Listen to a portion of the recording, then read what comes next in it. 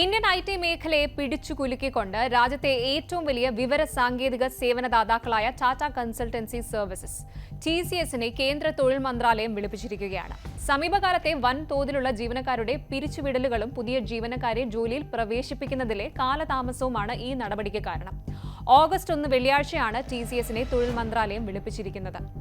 നാസൻ information technology employees senate NITES എന്ന IT തൊഴിലാളി union chief labour കമ്മീഷണറുടെ ഓഫീസിൽ നൽകിയ പരാതിയെ തുടർന്നാണ് മന്ത്രാലയത്തിന്റെ ഈ ഒരു ഇടപെടൽ വരുന്നത്. CNBC അവാസ് റിപ്പോർട്ട് ചെയ്തതനുസരിച്ച് രണ്ട് പ്രധാന വിഷയങ്ങളിലാണ് TCSനെ തൊഴിൽ മന്ത്രാലയം വിളിപ്പിച്ചത്. ഒന്ന്, കമ്പനിയുടെ ആകെ ജീവനക്കാരിൽ 2% വരുന്നത്, അതായത് ഏകദേശം 12,000 ജീവനക്കാരെ അടുത്തിടെ പിരിച്ചുവിട്ടതുമായി ബന്ധപ്പെട്ട കാര്യങ്ങൾ. 2, 600 പുതിയ പ്രൊഫഷണലുകളെ ജോലിയിൽ പ്രവേശിപ്പിക്കുന്നതിൽ വന്ന കാലതാമസം.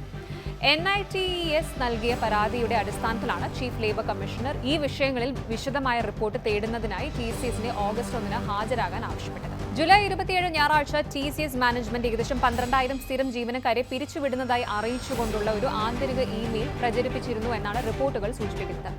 പിരിച്ചുവിട്ടവരിൽ ഭൂരിഭാഗവും ഇടത്തരം ഉയർന്ന തലത്തിലുള്ള പ്രൊഫഷണലുകളാണ്. ഇവരിൽ പലരും 10 മുതൽ 20 വർഷം വരെ കമ്പനിയിൽ വിശ്വസ്തയോടെ സേവനമനുഷ്ഠിച്ചിരുന്നവരുമാണ്. NITES പ്രസിഡന്റ് ഹർപ്രീത് സിംഗ് സലൂജ ഈ പിരിച്ചുവിടലുകളെ മനുഷ്യത്വരഹിതം, അനീതി, പൂർണ്ണമായും നിയമവിരുദ്ധം എന്നാണ് വിശേഷിപ്പിച്ചത്. യാതൊരു മുൻകൂർ അറിയിപ്പോ ഔപചാരികമായ ആശയവിനിമയമോ ഇല്ലാതെയാണ് ഞായറാഴ്ച വൈകുന്നേരം പിരിച്ചുവിടൽ ഇമെയിലുകൾ അയച്ചത്. മനുഷ്യത്വരഹിതമാണെന്നും അദ്ദേഹം കൂട്ടിച്ചേർത്തു. നിലവിലുള്ള ഇന്ത്യൻ തൊഴിൽ നിയമങ്ങൾ അനുസരിച്ച് ജീവനക്കാരെ പിരിച്ചുവിടുമ്പോൾ മുൻകൂർ നോട്ടീസ് നൽകുകയും സർക്കാരിനെ അറിയിക്കുകയും ചെയ്യേണ്ടത് നിർബന്ധമാണ്. എന്നാൽ TCS ഈ നിയമങ്ങൾ പാലിച്ചില്ലെന്ന് സലൂജ ആരോപിക്കുന്നു. TCSന്റെ ഈ ഒരു നടപടി ഗുരുതരമായ പ്രത്യാഘാതങ്ങൾ സൃഷ്ടിക്കുമെന്നും അദ്ദേഹം മുന്നറിയിപ്പ് നൽകി. ഇന്ത്യയിലെ IT മേഖല ലക്ഷക്കണക്കിന് പ്രൊഫഷണലുകൾക്ക് തൊഴിൽ നൽകുകയും നമ്മുടെ സമ്പദ് വ്യവസ്ഥയുടെ ഒരു പ്രധാന തൂണായി വർത്തിക്കുകയും ചെയ്യുന്ന ഒന്നാണ്. TCSനെ പോലെ ഒരു വലിയ കമ്പനിക്ക് നിയമപരമായ നടപടിക്രമങ്ങൾ പാലിക്കാതെയും ഒരു ഭവിഷ്യത്തും ഇല്ലാതെയും ഇത്രയും വലിയ തോതിലുള്ള പിരിച്ചുവിടലുകൾ നടത്താൻ അനുവാദം നൽകിയാൽ അത് മറ്റ് കമ്പനികൾക്ക് ഒരു അപകടകരമായ കീഴ്വഴക്കം സ്ഥാപിക്കും. ഇത് തൊഴിൽ അരക്ഷിതാവസ്ഥയെ സാധാരണവൽക്കരിക്കുകയും ജീവനക്കാരുടെ അവകാശങ്ങളെ ഇല്ലാതാക്കുകയും ഇന്ത്യയുടെ തൊഴിൽ പരിസ്ഥിതിയിലുള്ള വിശ്വാസത്തെ ഗുരുതരമായി തകർക്കുകയും ചെയ്യുമെന്നും ഹർപ്രീത് സിംഗ് സലൂജ തന്റെ പരാതിയിൽ വ്യക്തമാക്കിയിട്ടുണ്ട്. പിരിച്ചുവിട്ട എല്ലാ ജീവനക്കാരെയും തിരിച്ചെടുക്കണമെന്നും തുടർ നടപടികൾ നിർത്തലാക്കണമെന്നും ആവശ്യപ്പെട്ട് നൈറ്റ്സ് തൊഴിൽ മന്ത്രി മൻസുഖ് മാണ്ഡവ്യയ്ക്ക് അപ്പീൽ നൽകിയിട്ടുണ്ട്. 2025 ജൂൺ 30 വരെ 6,13,069 ജീവനക്കാരാണ് TCSന്റെ ആഗോള തൊഴിലാളി ശക്തിയിലുള്ളത്.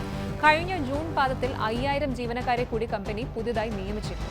എന്നിട്ടും ആഗോള തലത്തിൽ ഏകദേശം 2% ജീവനക്കാരെ, അതായത് 12,261 പേരെ ഈ വർഷം പിരിച്ചുവിടാനാണ് TCS ശ്രമിക്കുന്നത്. ഇതിൽ കൂടുതലും ഇടത്തരം ഉയർന്ന തലത്തിലുള്ള ജീവനക്കാരാണ്. ഒരു ഭാവിക്ക് തയ്യാറായ സ്ഥാപനമായി മാറുന്നതിനുള്ള കമ്പനിയുടെ വിശാലമായ തന്ത്രത്തിന്റെ ഭാഗമായാണ് ഈ നടപടികളെ TCS കാണുന്നത്. സാങ്കേതിക വിദ്യകളിലെ നിക്ഷേപം, നിർമ്മിത ബുദ്ധി അതായത് AI വിന്യാസം, വിപണി വിപുലീകരണം, തൊഴിലാളി ശക്തിയുടെ പുനഃക്രമീകരണം എന്നിവയിൽ ശ്രദ്ധ കേന്ദ്രീകരിക്കാനാണ് കമ്പനിയുടെ നീക്കം. ഇതിനായി നിരവധി നൈപുണ്യ വികസന പുനർവിന്യാസ പദ്ധതികൾ നടന്നുവരുന്നുണ്ട്. ഈ യാത്രയുടെ ഭാഗമായി കമ്പനിയിൽ തുടരാൻ സാധിക്കാത്ത ചില ജീവനക്കാരെ ഒഴിവാക്കിയിട്ട് വരും. ഇത് ഞങ്ങളുടെ ആഗോള തൊഴിലാളി ശക്തിയുടെ ഏകദേശം 2% ബാധിക്കും. പ്രധാനമായും ഇടത്തരം ഉയർന്ന തലങ്ങളിലുള്ള ജീവനക്കാരെയാണ് ഈ വർഷം മുഴുവൻ ഇത് ബാധിക്കുക, TCS പ്രസ്താവനയിൽ പറഞ്ഞു. പിരിച്ചുവിടുന്ന ജീവനക്കാർക്ക് ആവശ്യമായ ആനുകൂല്യങ്ങളും പുതിയ തൊഴിൽ കണ്ടെത്താൻ സഹായിക്കുന്ന സേവനങ്ങളും, ഔട്ട് പ്ലേസ്മെന്റ്, കൗൺസിലിംഗും പിന്തുണയും നൽകുമെന്ന് കമ്പനി കൂട്ടിച്ചേർത്തു. ഈ ഒരു നീക്കം വരുന്നത് ഇന്ത്യയിലെ മുൻനിര IT സേവന കമ്പനികൾ 2026 സാമ്പത്തിക വർഷത്തിലെ 1-ാം പാദത്തിൽ ഒറ്റ അക്ക വരുമാന വളർച്ച മാത്രം രേഖപ്പെടുത്തിയ ഒരു സമയത്താണ്. ആഗോള സാമ്പത്തിക അസ്ഥിരതയും അതുപോലെ ഭൗമ രാഷ്ട്രീയ പിരിമുറുക്കങ്ങളും ആഗോള സാങ്കേതിക ആവശ്യകതയെ ബാധിക്കുകയും ക്ലയന്റ് തീരുമാനങ്ങൾ വൈകിക്കുകയും ചെയ്യുന്നതിനാൽ ജൂൺ പാദം അല്പം മങ്ങിയതായിരുന്നു. ഈ ഒരു സാഹചര്യത്തിൽ TCSന്റെ ഇത്ര വലിയ പിരിച്ചുവിടൽ നടപടി ആഗോള സാമ്പത്തിക വെല്ലുവിളികളും അതിവേഗം മാറുന്ന സാങ്കേതിക സാഹചര്യങ്ങളും ഇന്ത്യൻ IT വ്യവസായത്തിന്റെ ഭാവിയെ എങ്ങനെ സ്വാധീനിക്കുമെന്നതിനെക്കുറിച്ചുള്ള ചോദ്യങ്ങൾ ഉയർത്തുന്നുണ്ട്.